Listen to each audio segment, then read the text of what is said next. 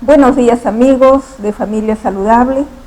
Como todos los sábados a las 9 de la mañana, estamos nuevamente con ustedes, su amiga la doctora Elvesia Balta, con un panel de profesionales, Juanita Vega, Lenin León y el abogado Roberto Torres. Nosotros acá tratando de contribuir para que tengamos individuos saludables y formar familias saludables. Siempre con el auspicio del Restaurante Pacífico, ubicado en Manzana F, lote 26, frente a la Loza Deportiva, allá en Nuevo Chimbote, donde tenemos lo mejor de la comida criolla y pescados. Y la atención es de lunes a sábado, de 12 a 4 y de 7 a 11 de la noche. Y también con el consultorio Rompecabezas Familiares, a cargo del psicoterapeuta Lenin León Luján, en la calle San Martín, 5-1 en el Pueblo Joven San Francisco, altura de la cuadra 18 de la avenida Aviación. Citas al 99-6465-056. Hoy día, después de lo que hemos visto, el desarrollo normal del niño hasta los 3 años, hoy día vamos a ver algunas anomalías del desarrollo, es decir, cuando el niño nace, se le examina, el pediatra examina al niño y puede encontrar algunas anomalías. Dentro de esas anomalías, puedes pasar las imágenes por favor, dentro de esas anomalías del desarrollo, vamos a ver algunas que son las más frecuentes. Por ejemplo, vamos a ver el testículo oculto o criptorquidia. Vamos a ver hernias umbilical e inguinal, vamos a ver fimosis, que es la estrechez del prepucio, la luxación congénita de caderas, y una de las anomalías también es el piecito plano, que probablemente lo veamos más adelante. El testículo oculto, o sea, la criptorquidia, es el problema más común en pediatría y sobre todo en varones. La criptorquidia es testículo oculto y ese testículo puede haber sido no descendido, o sea, que está dentro del abdomen o en el canal inguinal, o mal descendido que se queda en el camino en la cavidad abdominal. El testículo oculto en general vemos que en un 3% de los recién nacidos a término quiere decir sus 40 semanas de gestación, es decir, sus 9 meses de gestación. De estos, entonces, el 3% pueden presentar un testículo oculto y hacia el año ya debe haber desaparecido. En prematuros se ve con mucho más porcentaje, en un 30% especialmente, y 2/3 de los testículos criptorquidios se presentan en una forma unilateral. Un solo testículo es el afectado y generalmente es el lado derecho, que es el último en descender. Esta patología, en la siguiente por favor, que preocupa mucho a la madre de familia, generalmente terminan de bajar entre los primeros 6 meses y hacia el año, ¿no? Con un porcentaje que va entre el 80% aproximadamente, y muchas de las veces cuando uno no encuentra el testículo en el examen físico, puede buscar hacerlo con una ecografía principalmente, o a veces tomografía o una resonancia para encontrar dónde está el testículo y ver si se puede descender por vía quirúrgica. La siguiente, por favor. Entonces hay algunos factores predisponentes, como hemos dicho, en los prematuros es mucho más frecuente, el bajo peso al nacer, es decir, nace un niño pequeño, a veces desnutrido, o pequeño para la edad gestacional, ¿no? En embarazos gemelares también es frecuente, porque ustedes saben que en embarazos gemelares a veces hay un niño que nace con un peso normal o más alto y el otro niño con un peso un poco menor, ¿no? La exposición materna a los estrógenos también puede ser un factor. En realidad no se sabe muy bien si es que esto es predominante o no, ¿no? Pero se puede dar, ¿no? En otras malformaciones, la pared abdominal con falocele, que es una forma especial de hernia, a nivel del ombligo se puede ver extrofia vesical, o sea que también está expuesto, o sea la pared abdominal no ha cerrado completamente, también se puede ver, y siempre con todas estas patologías con un mayor riesgo de testículo oculto o criptorquídea. La siguiente entonces. Bueno, ahí vemos algunos porcentajes, 50-70% de estos testículos descienden entre el primer mes y los 3 meses. Y como dijimos, la ecografía testicular es el primer y más útil examen para detectar ese testículo que está oculto, ¿no? En la siguiente vamos a ver ya lo de las hernias. ¿Qué significa una hernia? Una hernia es la salida al exterior de un órgano del peritoneo. Del peritoneo es la membrana que cubre el abdomen. Este sale por un orificio que es de la pared abdominal y se ve como un bulto, ¿no?, debajo de la piel. Esta salida, muchas veces puede ser a nivel del ombligo, a nivel de las ingles, o sea, en las coyunturas de las caderas o del abdomen con los muslos, ¿no? Y también se pueden ver en otro tipo de localizaciones abdominales, pero las más frecuentes son las abdominales, las umbilicales y las inguinales. Ustedes pueden ir haciendo sus preguntas si desean también a través de el Face, que lo estamos haciendo en vivo. La hernia umbilical, por ejemplo, no presentan más síntomas. La hernia umbilical se puede presentar en los recién nacidos, a veces con una abertura grande, con una protrusión grande. Esto le puede dar un poco de dolor al niño, pero conforme va pasando el tiempo y hasta en el transcurso de un año, vemos que eso va cerrando progresivamente. Muchas veces, como decimos, hay un poco de dolor. Si es mucho el dolor, preferible es una fajita, ¿no?, abdominal, y con eso disminuye, porque el niño va a mejorar, como decimos, en el transcurso del tiempo. O sea, termina de fortalecerse la pared abdominal fuera, ya no en el útero, sino hacia afuera, pero en el transcurso de un año. La hernia inguinal, que es la otra más frecuente, en la siguiente. En la siguiente, por favor. La hernia inguinal generalmente va asociado, sobre todo en varones, con los testículos ocultos que hemos visto primero, ¿no?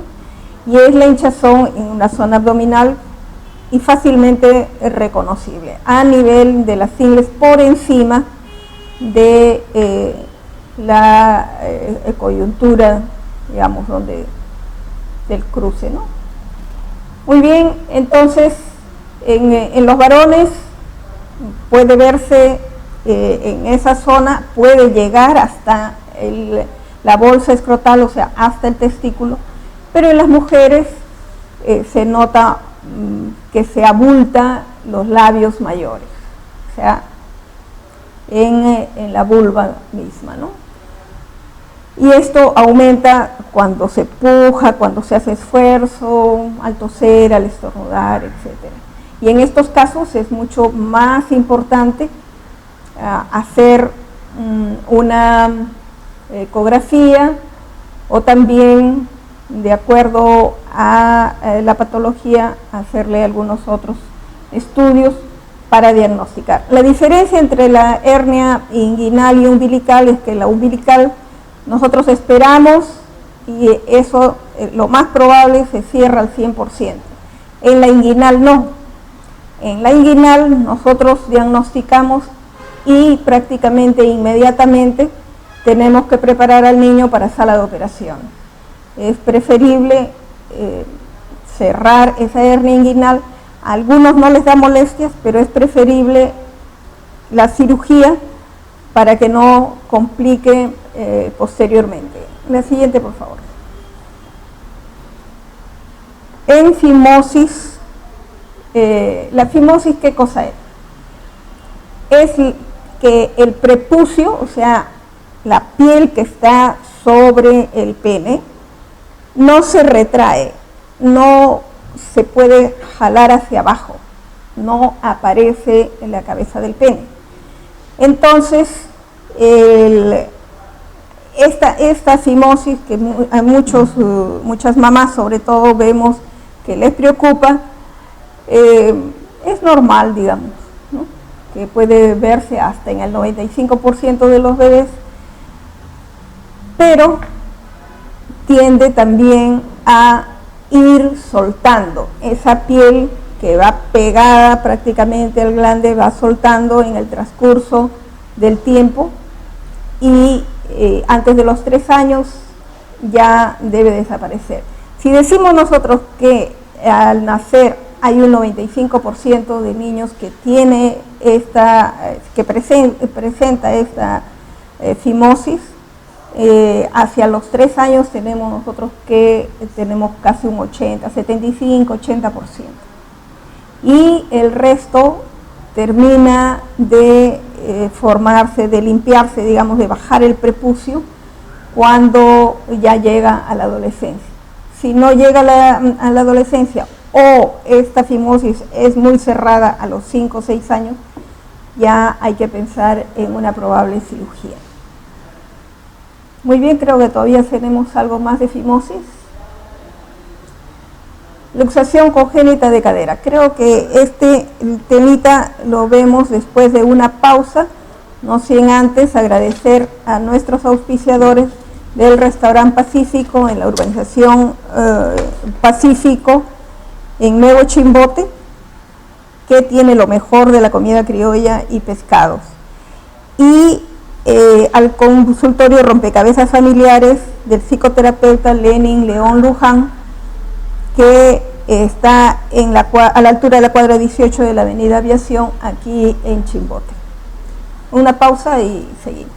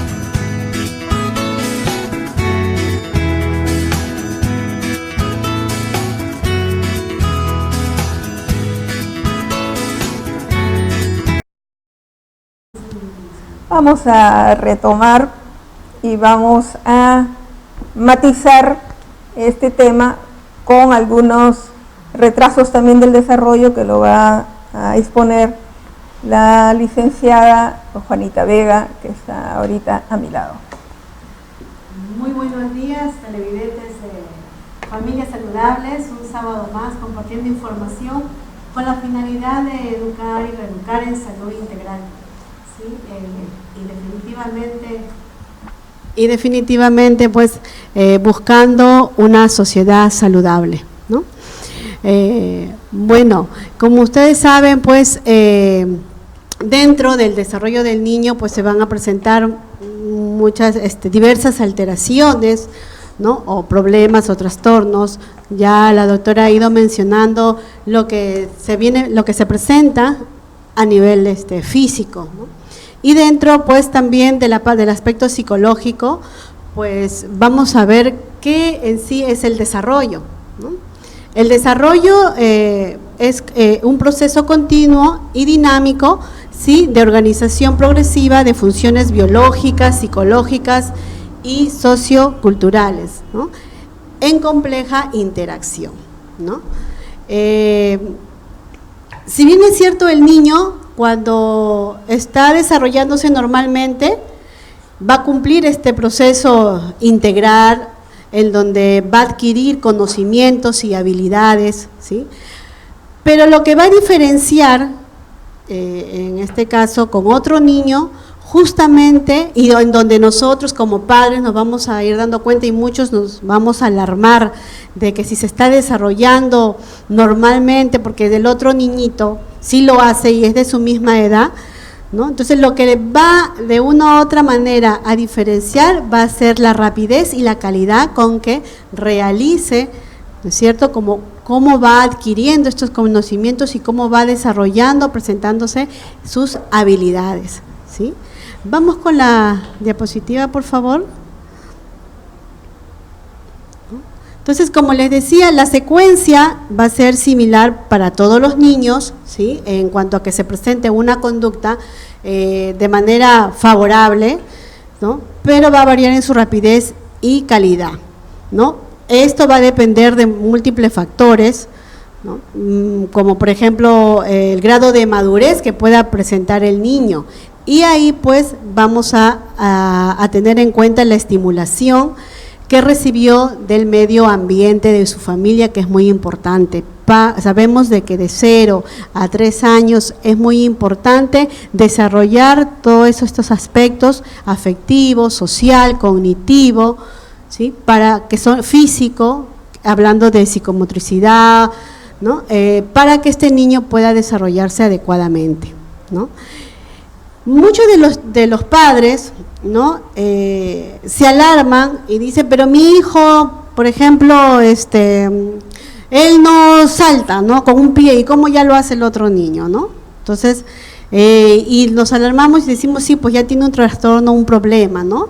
Y realmente el término en que nosotros deberíamos evaluar, o un profesional lo va a realizar, es el término que es retraso en el desarrollo. ¿Qué significa?, ¿no? Ahí, como ustedes pueden observar, dice, es un término utilizado para identificar niños con demora, ¿no?, o sea, cierto retraso en alcanzar lo que se espera a esa edad, ¿no?, ya sea en una o más áreas. Simplemente que el niño está demorando en poder alcanzar lo que debe presentar en esa edad, ¿no? Y el retraso global, la siguiente, por favor. Y el retraso global, ¿no?, se va a referir cuando, se va a llamar retraso global cuando el niño, ¿no?, más de 2 áreas presenta dificultades, ¿sí? O sea, ya 2 áreas se encuentran comprometidas, por ejemplo, el área de psicomotricidad, el área del lenguaje, presenta dificultades para desarrollar conductas que se esperan a esa edad, ¿no? Bueno, este es un término, digamos, transitorio, que se pueda utilizar en las edades tempranas, hasta que este niño pues pueda ir avanzando en su edad a los 3, 4 años, ¿sí? Y pueda tener hasta 5 y pueda tener un diagnóstico definitivo. O sea, no es que ya mi hijo no hace tal conducta, ahorita vamos a explicar qué conductas podrían darse, ¿no? Y bueno, ya tiene un problema, ¿no? Y me alarmo. Sí hay que observarlo, sí hay que estar al pendiente y estimularlo para poder afrontar estos retrasos, ¿no? Hablando en estos términos de retrasos, ¿sí? Entonces, de los problemas que a veces, la siguiente, por favor, uno de los problemas que se ve y que se escucha cuando ya el niño, por ejemplo, está alrededor de los 2, 3 años, dice no deja el pañal, ¿no? Ay, mi hijo no pide pichi, mi hijo tiene enuresis, decimos, ¿no?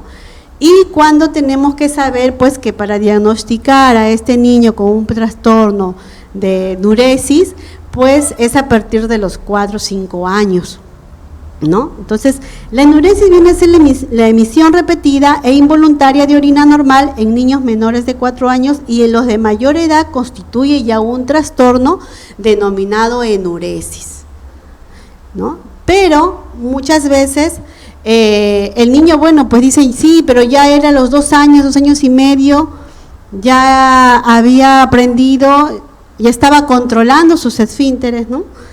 Y ahora, bueno, ayer se hizo en la cama, ya 2 noches se va haciendo.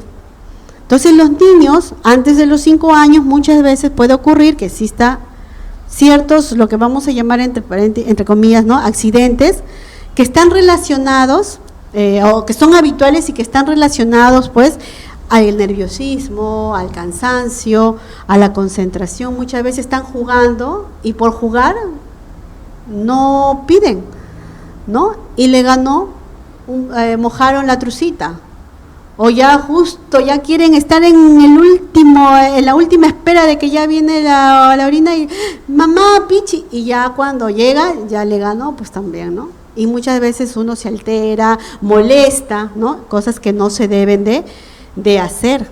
Entonces, vamos a ver qué es lo que pueda causar esto, ¿no? Entonces, una de las causas que se dice que está relacionado a esta enuresis, pues vienen a ser antecedentes familiares, ¿no?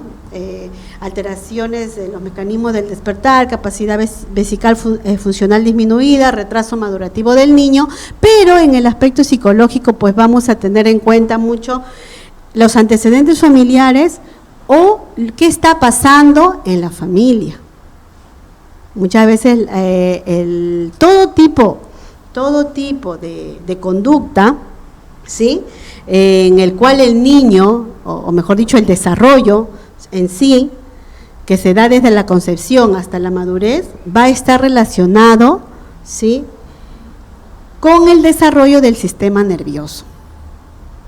Es por eso que se tiene que tener en cuenta también qué está pasando, de repente gritos, violencia en casa, ¿no? Y que el niño pues hace que no pueda, que ya estuvo pidiendo y que de un momento a otro pues le gana la pizza en la cama, por ejemplo, ¿no? Que es lo más común que se observa, ¿no? La siguiente, por favor.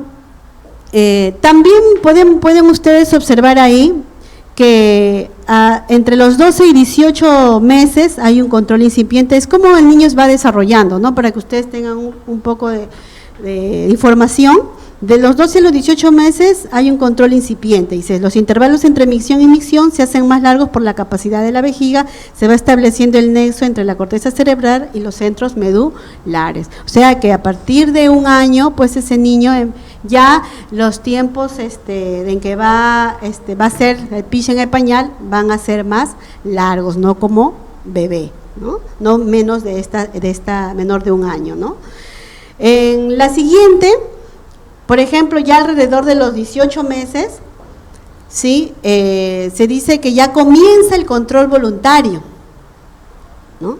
Entonces, en donde ya el niño puede adquirir la capacidad de retener voluntariamente la orina, pero eso es, digamos, a partir aproximadamente del 1 año y medio, en donde comienza, pero no significa que ya mi hijo ahorita sí, tiene 1 año y medio y ya debe de pedir. No, empieza recién a controlar y entonces los padres, ¿qué es lo que tenemos que hacer?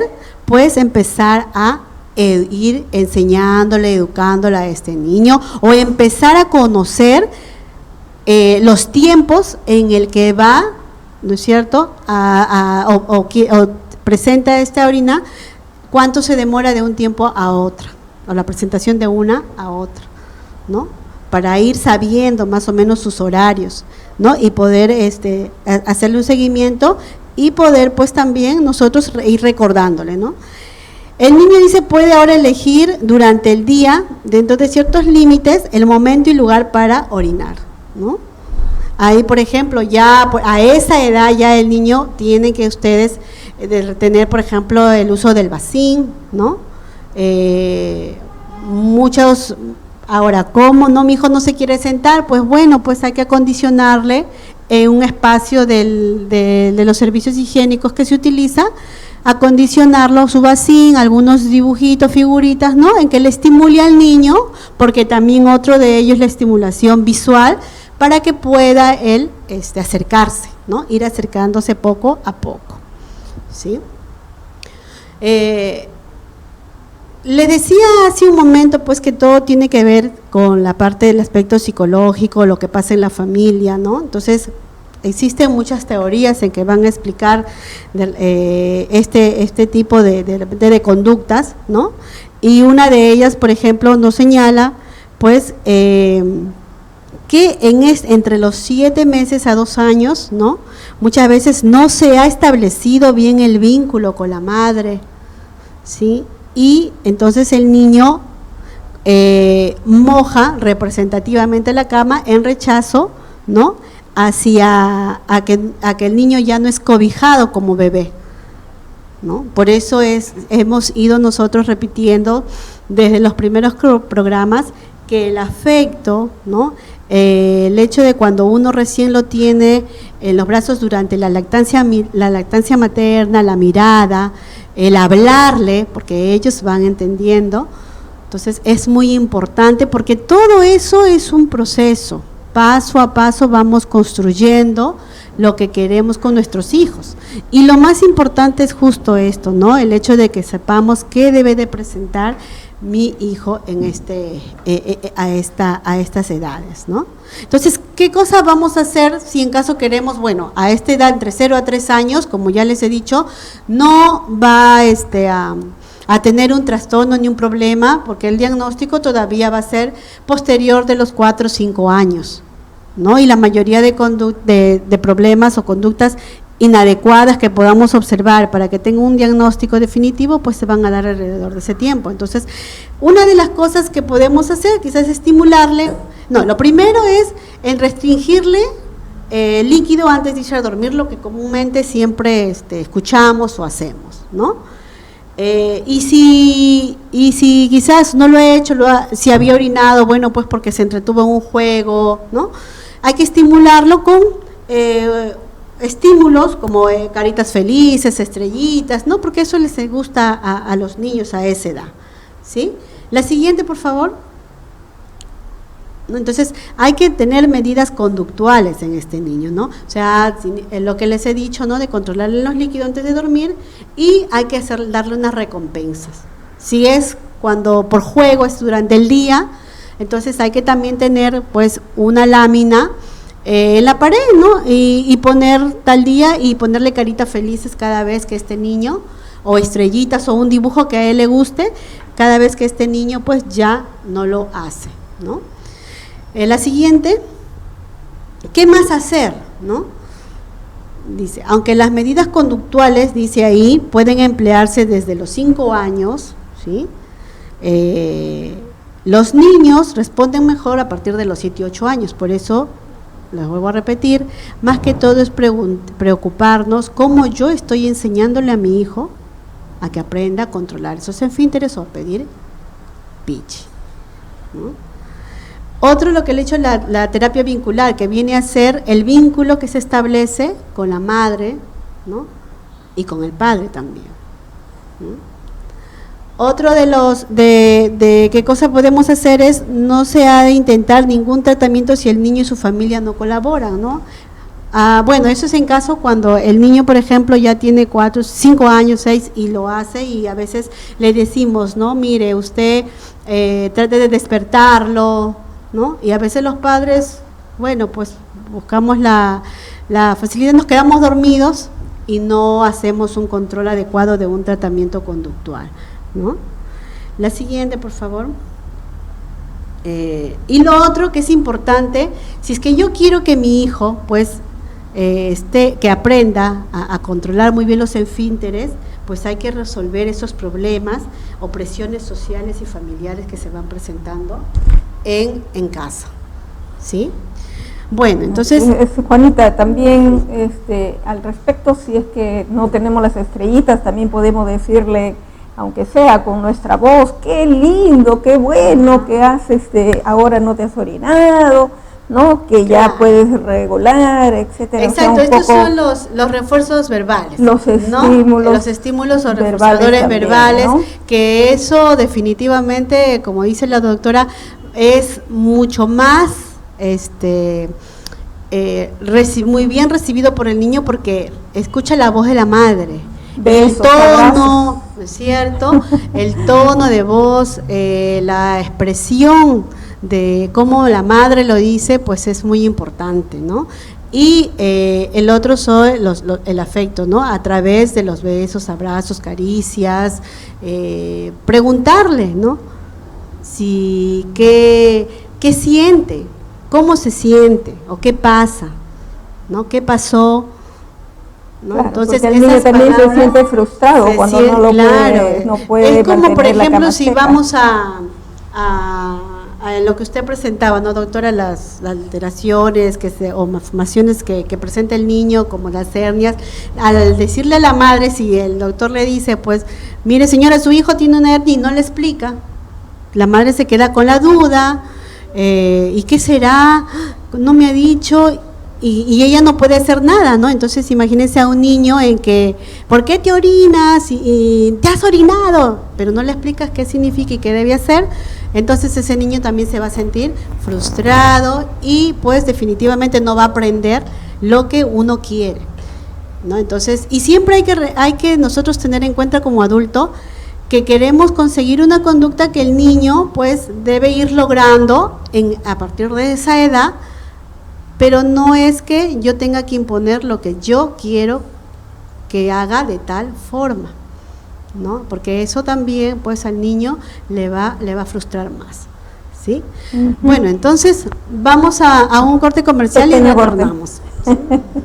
Pequeño corte.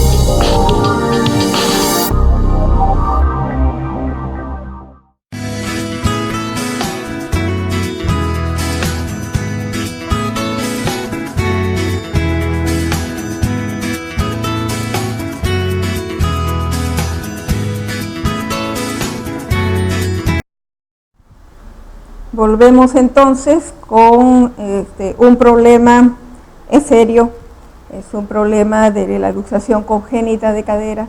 Y si antes hemos visto algunos de los problemas que vemos más en hombrecitos, ahora nos toca con las niñas, porque el problema es de la luxación congénita de cadera que da lo que comúnmente llamamos nosotros una cojera, ¿no? Esto es mucho más frecuente en niñas. Cuando están recién nacidos, también nosotros los pediatras hacemos algunos exámenes, algunas maniobras para diagnosticar esta alteración.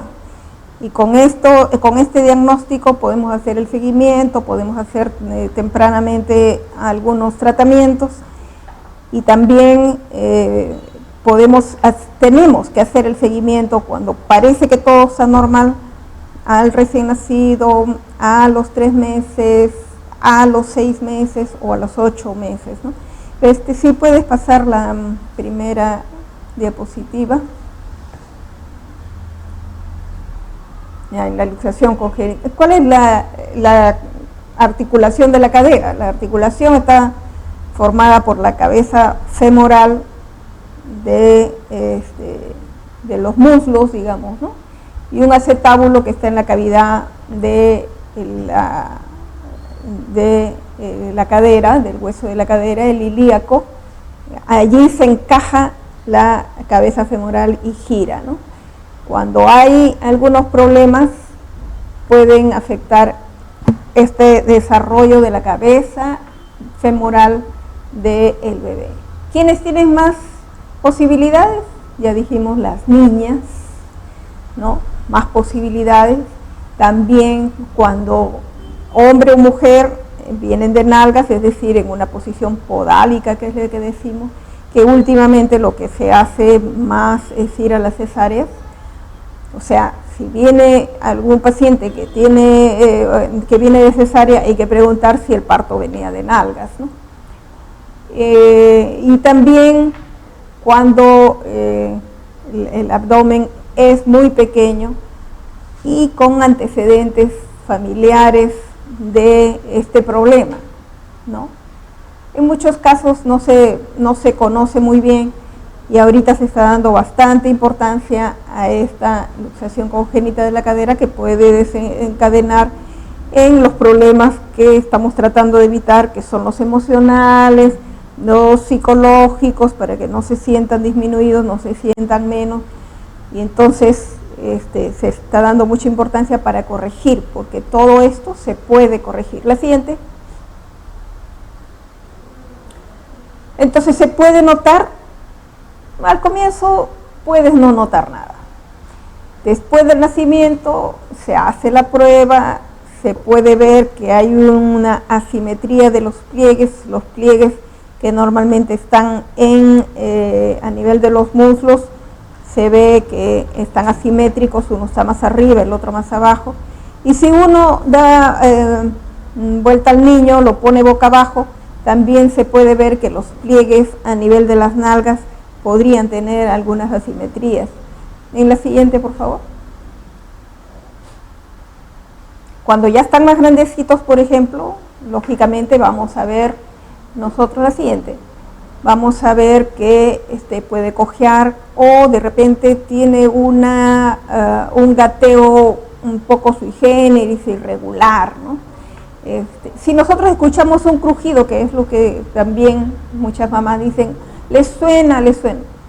¿Les suena? Eso no necesariamente es una luxación de la cadera, se llama cadera inestable. En esto se puede fijar, se da un tratamiento ortopédico y este problema no nos produce mayor discapacidad, ¿no? Entonces, lo que decíamos, puede también verse como que una piernita está más larga que la otra, los pliegues sobre todo a nivel de muslo o de la nalga, ¿no? Al cambiarle el pañal también se puede ver que no abre las caderas normal. Esos son algunos de los síntomas que se pueden notar y cuando ya está más grande, lógicamente va a comenzar a cojear. La luxación entonces congénita de la cadera incluye algunos factores de riesgo que son que sea mujer, que tenga antecedentes, que haya nacido, o sea, haya gestado de nalgas o en podálica y que tengan otras características también como enfermedades que son la hiperlasitud, que sea el primer niño, el primer parto, oligohidramnios, que son otras, ¿no? Embarazo gemelar, como ya hemos visto también en los otros casos, que sea muy grande, etcétera. Estas se pueden asociar, cuando nosotros vemos un problema de cadera, tenemos que verle los pies, ¿no? Porque es probable que tenga también un problema de los pies. En líneas generales, estos son los principales y más grandes problemitas que lo vemos a nivel de consulta. Y ahora vamos a ver rápidamente también algunos temas de la parte legal que el doctor Roberto Torres nos va a detallar. Buenos días, amigos de Familia Saludable, como todos los sábados, acá con nosotros, gracias a las personas que nos siguen por las redes sociales y en vivo por Cosmos TV. Voy a tratar respecto derechos a la salud de los menores, los recién nacidos. Por favor, la diapositiva. El derecho a la salud es el derecho humano a gozar sin distinción alguna del más alto nivel de salud que permita a cada persona vivir dignamente. Proporcionar atención primaria de la salud atendiendo como tal la asistencia sanitaria esencial puesta al alcance de todos los menores. La siguiente diapositiva, por favor.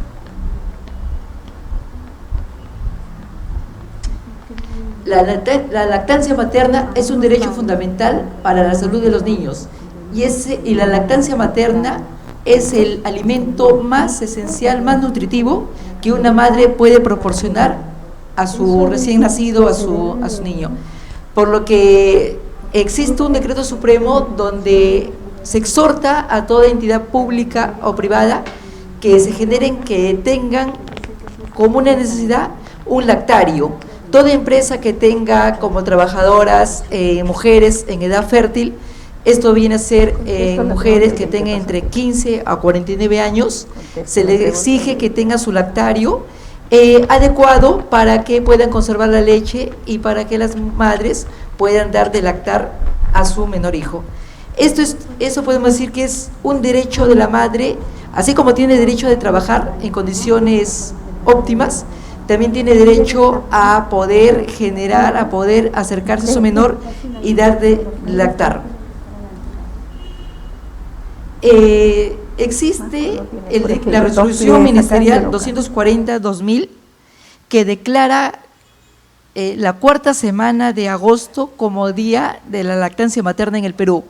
En esa fecha, todas las instituciones públicas, centros médicos, centros de salud, brindan programas con la finalidad de promover el consumo o que la madre dé de lactar a su menor hijo.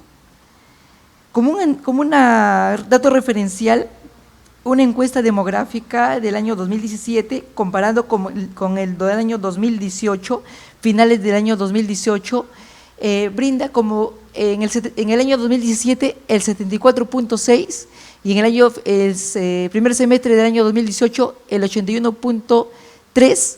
Quiere decir que en ese periodo ha aumentado unos datos porcentuales en el sentido que las madres más se preocupan por dar de lactar, tienen de dar de lactar, promover la lactancia materna, teniendo en cuenta que, como vengo diciendo, ¿no?, la lactancia materna es el alimento más esencial, más nutriente que el niño va a recepcionar. El Decreto Supremo 01-2016 es el que dispone, es el que obliga a toda entidad pública la implementación de lactarios. En toda entidad pública que tenga como mujeres trabajadoras en edades de 15 a 49 años. ¿Continuamos con el programa, doctora? Sí, nuevamente vamos a tener un pequeño corte comercial y luego terminamos, pero antes voy a contestar una pregunta que ha venido aquí al set, que es en relación a la radiografía en el momento de la luxación congénita de la cadera. Lo que generalmente indicamos en los niños pequeños son las ecografías.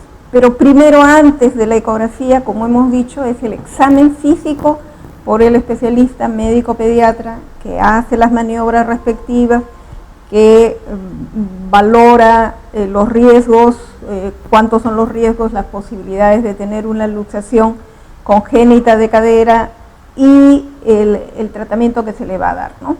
Entonces, en primer lugar, las ecografías, el control con las ecografías también puede hacerse con radiografía.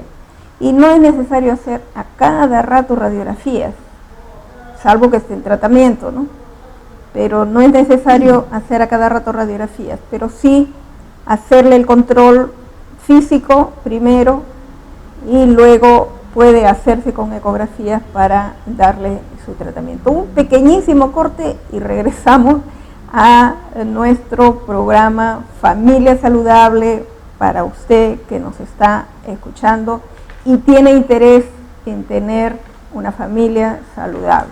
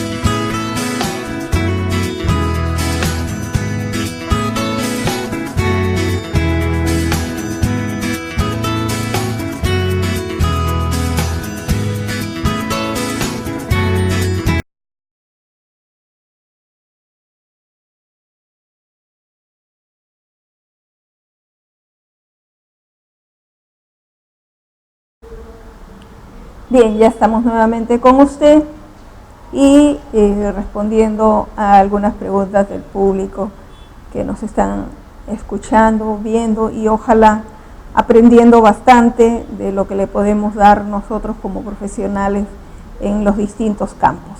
Voy a pasarle nuevamente a la licenciada Juanita Vega para que amplíe algunos temas en relación a los problemas del lenguaje, que posteriormente lo vamos a ver específicamente, pero ahora vamos a darle una pincelada para que usted vaya sabiendo, preparando sus preguntas y evaluando el desarrollo de su niño. Juanita. Bueno, entonces vamos a continuar. Hace ya un momento hablamos sobre la enuresis, ¿no? Y algo parecido pasa con la encopresis, que es con el acto involuntario de la defecación, ¿no es cierto? Y también, pues, para que sea una encopresis, pues a partir de los 4 o 5 años todavía se puede diagnosticar como un trastorno, ¿no? Entonces, vamos con lo que es el lenguaje y la comunicación en el desarrollo del niño, ¿no? Entonces sabemos que el lenguaje y la comunicación es muy importante, ¿no? Entonces ahí vemos, dice, antes de pronunciar su primera palabra, los bebés se están preparando para el lenguaje de muchas maneras, ¿no? Y una de ellas, pues, es el hecho desde que uno lo habla, desde que es concebido. Entonces hay que destacar que la audición se transforma luego en escucha. Los infantes oyen los sonidos de su entorno. A medida que crecen, empiezan a escuchar, empiezan a asociar significados con palabras y otros sonidos. El mismo proceso sucede con la visión.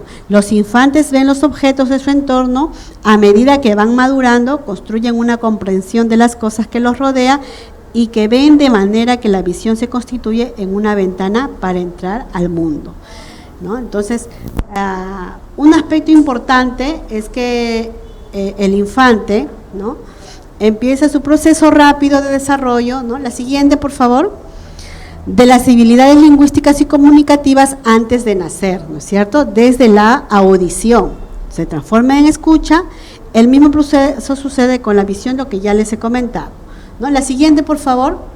Otra forma de que el niño se está comunicando es a través del llanto, ¿no? El llanto va a ser la primera forma de comunicación que va a tener ese bebé, ¿no? A los 2 meses los bebés empiezan a hacer sonidos como de vocales, que se llama arrullo, ¿no? Las consonantes aparecen alrededor de los 6 meses, cuando empieza el balbuceo, ¿no? Y de ahí, bueno, dice pam, ma, ¿no? Y en los primeros 6 meses, pues es el agú en el que él y la forma de cómo nosotros lo expresemos, las mímicas, las muecas que hagamos, pues ellos nos están observando, ¿no? Y los párvulos pequeños que empiezan a decir mamá, papá, ¿no? Sabiendo lo que significa a los 11 meses más o menos, ¿no? Entre los 12 meses y los 2 años, o sea, el año y 2 años, ¿no? La mayoría de los bebés empiezan a usar palabras, ¿no? Ya su lenguaje ya es un poco más o menos claro, ¿no?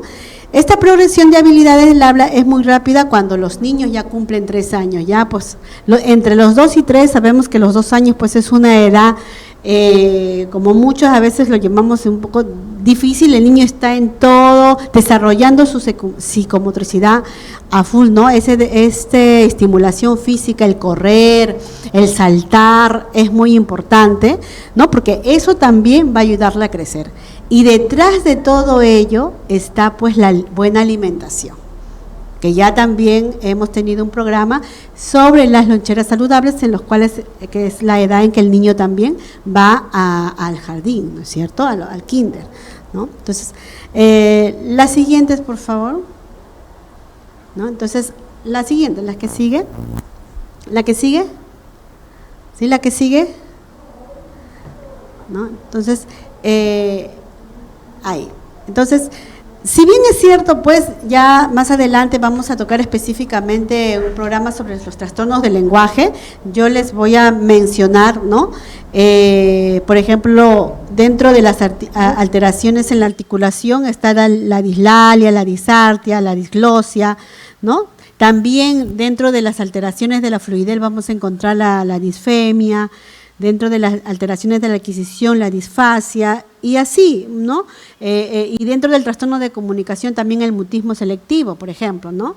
Pero, bueno, vamos a desarrollarlo eso específicamente más adelante, pero ahora yo quiero que ustedes pues ver cómo estimular el lenguaje al niño, ¿no? Entonces dice, con la aparición de primeras palabras llega un momento clave para la estimulación del lenguaje. En este caso, los padres pueden favorecer la intercomunicación aprovechando los momentos de juego, de alimentación, del baño. Muchos de los niños pues llevan sus juguetes, ¿no? Un carril, quieren llevar el carro, la pelota, las pelotitas, ¿no? Entonces, ahí hay que ir hablándole, enseñándole cómo se llama, ¿no? Otra de las cosas es aprovechar las palabras que el niño va incorporando a su lenguaje, utilizándolas en distintos contextos y graficándolas siempre, o gratificándolas, dice, ¿no? Y siempre aprobando y dando estímulos verbales, como es muy bien, ¿no? Cuando les preguntas algo, ¿y cómo se llama esto? ¿Y qué está haciendo? O armar una historia, ¿no? Mira cómo nada, ¿no? Entonces, eso va a estimular el lenguaje del niño. Mientras más conversen los padres, mientras más los padres se comuniquen, conversen entre ellos, incluso papá y mamá, con los otros hermanos mayores, este niño está escuchando. Y cuando, como ya les he mencionado, que a partir de los 3 años, este niño, su lenguaje ya es mucho más claro, ¿no? Ya van entendiendo y comprendiendo, entonces ellos van a ir también asociando lo que escucharon, ¿no? Otra de las cosas es describir verbalmente y de forma sencilla las cosas que hacemos nosotros y las que hace él, ¿no? Mamá, por ejemplo, voy a cocinar mi guiso, voy a echar la papa, mira, esta es la papa, esta es la cebolla, ¿no? Y ellos ya, porque una de las cosas que se trabaja en terapia del lenguaje son con las tarjetas, ¿no? Las tarjetas de objetos, los nombres de los animales, ¿no? Entonces es muy importante de llevarlos también, por ejemplo, al vivero, ¿no? Donde hay animales, y enseñarles, o sea, que aprendan también viendo, ¿no?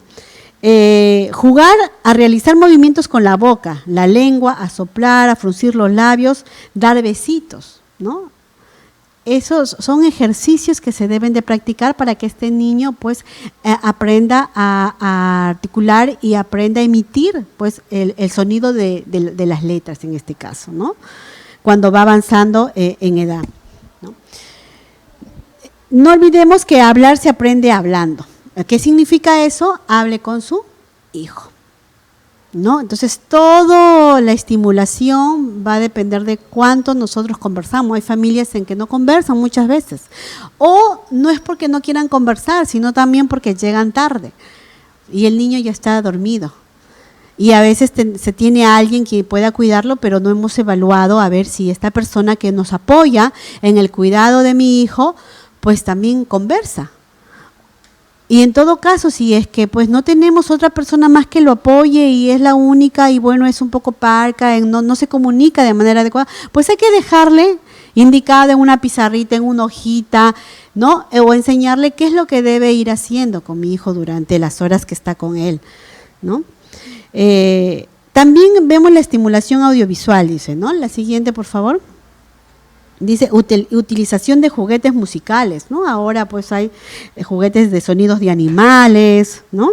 Hablar al niño en todo momento y sobre todo de forma específica, eso, ¿no? A veces hablamos, y el niño también que no entiende, ¿no? Entonces hay que hablar cosas de manera específica mientras se le alimenta en las horas de juego y durante el baño, lo que ya hemos dicho, ¿no? Habla el niño utilizando los cambios de voz. Por ejemplo, ya a los 2 años y medio, 3, ellos piden que le cuenten los cuentos, ¿no? Entonces, si me pongo yo a leer que la Caperucita iba caminando por el campo, ¿no? Y se encontró con el lobo, entonces todo de manera muy secuencial y no cambio los tonos de mi voz, entonces el niño no también empieza a prestar mayor atención, ¿no? Sobre todo en niños que son distraídos un poco, se distraen fácilmente, entonces hay que hacer las representaciones a través de los cambios de voz, ¿no? Sobre el cuento, porque nosotros ya muchas veces los conocemos, ¿no? O ponerle más énfasis en todo caso, ¿no? Seguimiento y localización de la fuente de sonidos, incitándole a que dirija la mirada hacia el sonajero, la campanilla y otros objetos. Ese es en el caso de los niños, ¿no? Que haga el seguimiento de sonidos. O muchas veces también un sonido de la sonaja lo ponemos hacia un lado derecho de repente del oído y a ver si el niño voltea, ¿no? También estamos viendo si es que también la parte auditiva se está desarrollando de manera adecuada. O hacemos caer un juguete, ¿no? Porque a ellos les encanta los ruidos, por ejemplo, ¿no? La siguiente, por favor. En cuanto a la estimulación vocal, pues responder a los intentos comunicativos del niño hablándole ya desde los primeros días de vida. Gratificar al niño mediante sonrisas, gestos, ¿no? Cuando emita algún sonido o cuando comience a balbucear. Al final del primer año debe intentar las vocalizaciones repitiendo los sonidos emitidos por el adulto. Favorecer la comprensión de palabras familiares, ¿no? Papá, mamá, ¿sí? Muy bien, entonces, hay algunas ideas para que ustedes puedan estimular a su niño y no se olviden pues que no es que mi hijo ya tenga pues un problema, un trastorno, sino hay que ver específicamente si simplemente está con un retraso. No podemos comparar a un niño a otro. Y si tenemos alguna duda, inquietud y hemos quizás practicado en casa alguna de estas indicaciones y mi hijo continúa o lo he leído y mi hijo continúa, pues visitemos a un especialista para que pueda hacer una evaluación personalizada de su niño y usted no esté pues en la angustia el por qué mi hijo, el otro niño sí y mi hijo no. ¿Sí? Bueno, entonces vamos a retornar después de un breve corte comercial. No, ya nos despedimos más bien, porque ya se ha cubierto el tiempo y nos vamos hasta el próximo sábado a las 9 de la mañana, donde vamos a ver salud bucal. Así, doctora, y también hay que agradecer, ¿no? Gracias al auspicio. En lo mejor de la comida criolla y pescado lo encontramos en Restaurante Pacífico, en Nuevo Chimbote, Manzana F2, lote 26, frente a la Loza Deportiva. ¿Sí? Atención de lunes a sábado de 12 a 4 de la tarde y de 7 a 11 de la noche. Y también vamos a agradecer al consultorio Rompecabezas Familiares de nuestro amigo y psicólogo Lenny León Luján, que se encuentra ubicado en la calle San Martín, 51, en el Pueblo Joven San Francisco, altura de la cuadra 18 de la avenida Aviación. Cualquier cita, ¿sí?, en el 996-46-5056. Muy bien, hasta el próximo sábado. Familia saludable.